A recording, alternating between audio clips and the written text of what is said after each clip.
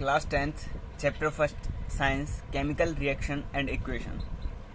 So students, हम chemical reactions के type पढ़ रहे थे। तो कॉम्बिनेशन रिएक्शन पढ़ लिया था और डिकम्पोजिशन रिएक्शन पढ़ लिया था। कॉम्बिनेशन रिएक्शन को एडिशन रिएक्शन भी कहते हैं और डिकम्पोजिशन रिएक्शन को डिसोसिएशन रिएक्शन भी कहते हैं।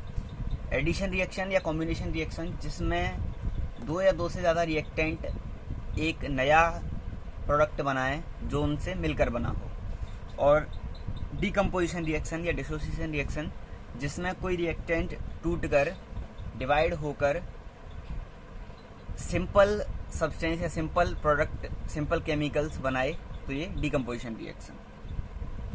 डिकम्पोजिशन रिएक्शन के कुछ और एग्जांपल्स देख लेते हैं। तो हमारे में एक्टिविटी नंबर 1.7 दे रखा है कि अपन को एक बीकर लेना है या मग प्लास्टिक का, या फिर जो बीकर होता है अपने लेबोरेटरी में वो,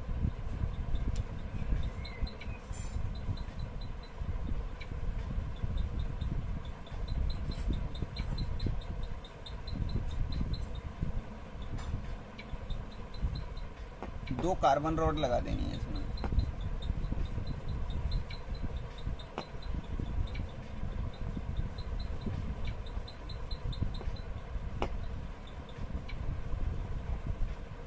एक बीकर लेना है और उसमें दो कार्बन रॉड लगा देनी है और दोनों पर एक एक टेस्ट ट्यूब से कवर कर देना है।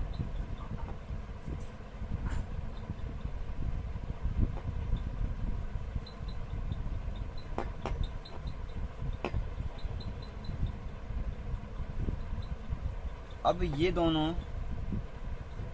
कार्बन रॉड्स को एक 6 वोल्ट की बैटरी से कनेक्ट कर देना।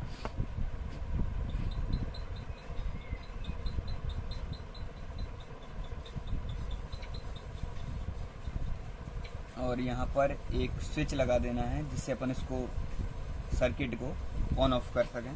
अभी सर्किट ऑफ है, ये ऑफ का साइन होता है ऐसे, और इसको लगा दूंगा तो ये ऑन का साइन होता है। ठीक है, तो एग्ज़ाम में मतलब अगर तुम बना रहे हो तो फिर ऑन ही रखना, ऑफ मत करना।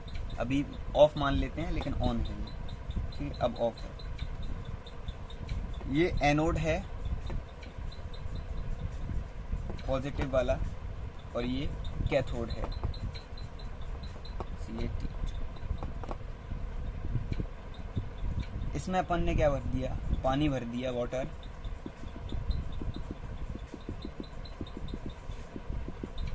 ये डिकम्पोजिशन रिएक्शन है, डिसोसिएशन रिएक्शन का एग्जांपल है।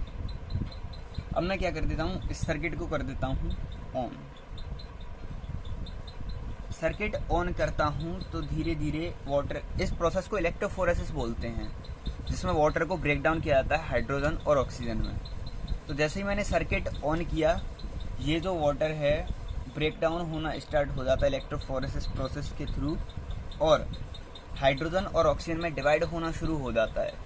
ये दो टेस्ट ट्यूब जो रखी हुई हैं, इनमें से एक में हाइड्रोजन आती है और एक में ऑक्सीजन। ऊपर से ये वाली जो है कैथोड वाली, इसमें हाइड्रोजन ऊपर इकट्ठी हो जाती है और इस वाली में ऑक्सीजन ऊपर क्या हो जाती है, इकट्ठा हो जाती है। ये तुम्हें दिख रहा है, इसमें ज़्यादा हाइड्रोजन है और इसमें कम ऑक्सीजन है। यहाँ पे मैं H2 लिख देता हूँ और यहाँ पर O2 लिख देता हूँ। ठीक है, अब इसमें इससे डबल हाइड्रोजन क्यों है और इसमें इससे हाफ ऑक्सीजन क्यों है? क्योंकि अपन देखते हैं कि वाटर का फॉर्मूला क्या होता है, H2O। तो इसमें हाइड्रोजन कितनी है, डबल है 2, और ऑक्सीजन कितनी है 1। तो जितनी ऑक्सीजन क्या होती है, इकट्ठा होती है, उससे डबल वैल्यू में क्या होती है, हाइड्रोजन इकट्ठा होती है। अब ये कैथोड है, हाइड्रोजन कैथोड पर जाती है क्योंकि पॉजिटिव नेगेटिव से अट्रैक्ट होता है, कैथोड माइनस होता है और एनोड प्लस होता है।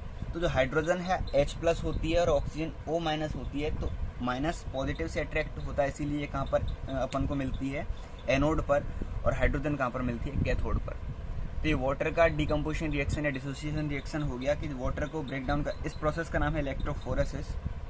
याद रखना नेम, कि इलेक्ट्रोफोरेसिस के थ्रू वाटर को हाइड्रोजन और ऑक्सीजन में ब्रेक डाउन किया जाता है।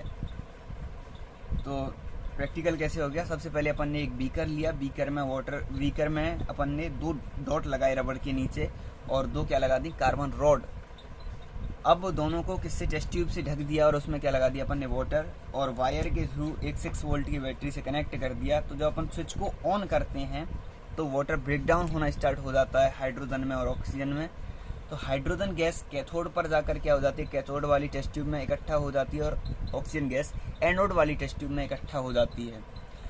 तो हम देखते हैं कि ऑक्सीजन गैस हाफ वैल्यू में होती है किससे, हाइड्रोजन गैस से, यानी कि हाइड्रोजन गैस ऑक्सीजन से डबल होती है। क्यों? क्योंकि वाटर को जब अपन देखते हैं तो वाटर में क्या होती है, हाइड्रोजन गैस डबल होती है किससे, ऑक्सीजन से। तो ये हो गई इलेक्ट्रोफोरेसिस प्रोसेस, वाटर का ब्रेकडाउन, वाटर की डिसोसिएशन रिएक्शन या वाटर की डिकम्पोजिशन रिएक्शन।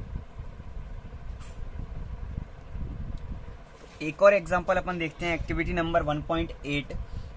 इसमें क्या है, सिल्वर क्लोराइड AgCl को अपन जब सनलाइट में लेके जाते हैं तो ब्रेकडाउन हो जाता है Ag और Cl में, यानी कि सिल्वर अलग हो जाता है और क्लोरीन गैस अलग प्रोड्यूस हो जाती है।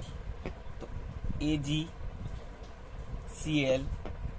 Is equal to Ag plus Cl2।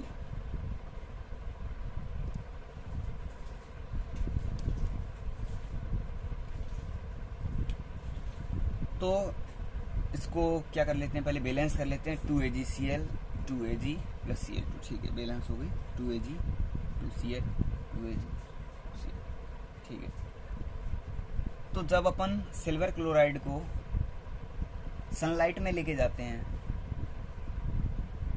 जो रिएक्शन सनलाइट में होती है उनको फोटोकेमिकल रिएक्शन बोलते हैं, यानी कि लाइट के प्रेजेंट में, सनलाइट के प्रेजेंट में होने वाली रिएक्शन। तो जब AgCl को अपन सनलाइट के प्रेजेंट में लेके जाते हैं, सनलाइट में लेके जाते हैं, तो वो ब्रेकडाउन हो जाता है किसमें, Ag में, यानी कि सिल्वर में और क्लोरीन में।